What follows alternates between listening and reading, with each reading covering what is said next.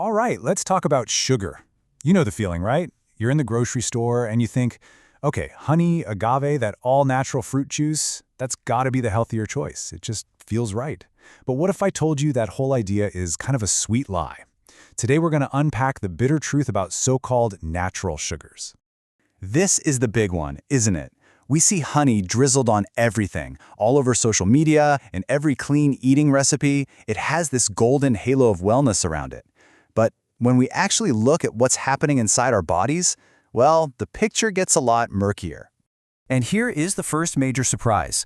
Despite looking and tasting so different, both honey and plain old white sugar are made of the exact same thing, chemically speaking, a molecule called sucrose. Yep, and this is where our little chemistry lesson begins. So let's just forget about the marketing for a second and get right into your metabolism. Because when you eat that spoonful of honey or sugar, your body doesn't really care if it came from a flower or a factory. It only sees one thing. And this is the thing it sees: sucrose. The easiest way to think about it is like a little package holding two simpler sugars, glucose and fructose, that are linked together. This is the fundamental building block of sweetness that your body has to deal with. So here's the absolute most crucial point. Your body breaks down sucrose from an organic apple, a fancy jar of honey, or a cube of white sugar in the exact same way.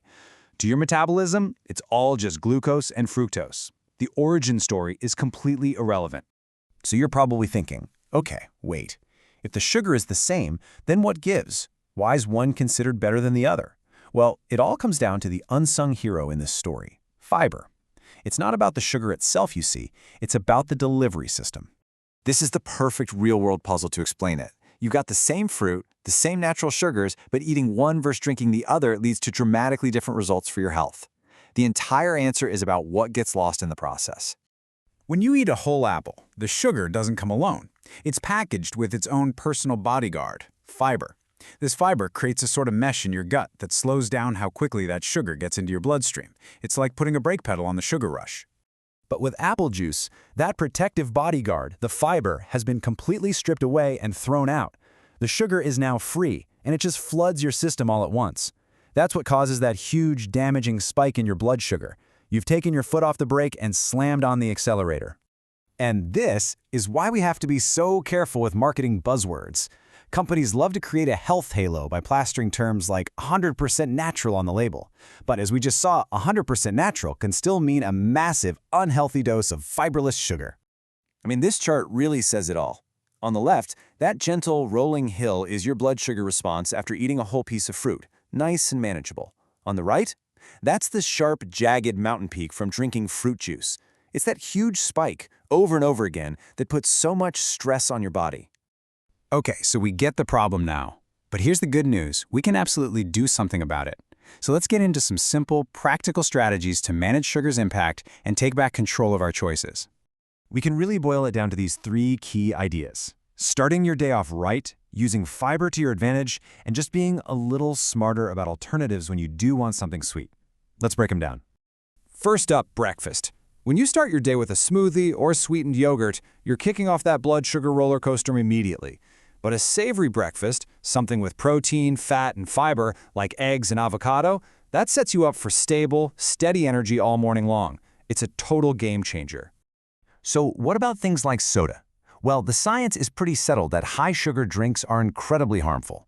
And while I know there's a lot of debate around artificial sweeteners, they're generally a much better option than the proven dangers of a full-sugar drink. It's all about harm reduction. You know, all of this really leads to a fundamental shift in how we should be thinking about sugar. It's not a health food. It's not a treatment. It's time for a whole new philosophy. And here it is. This is the ultimate takeaway. Stop trying to justify that natural brownie or that agave-sweetened coffee as some kind of health choice. Let's just enjoy sugar for what it is: a source of pleasure, a treat, something to be savored for its taste, not for any made-up benefits.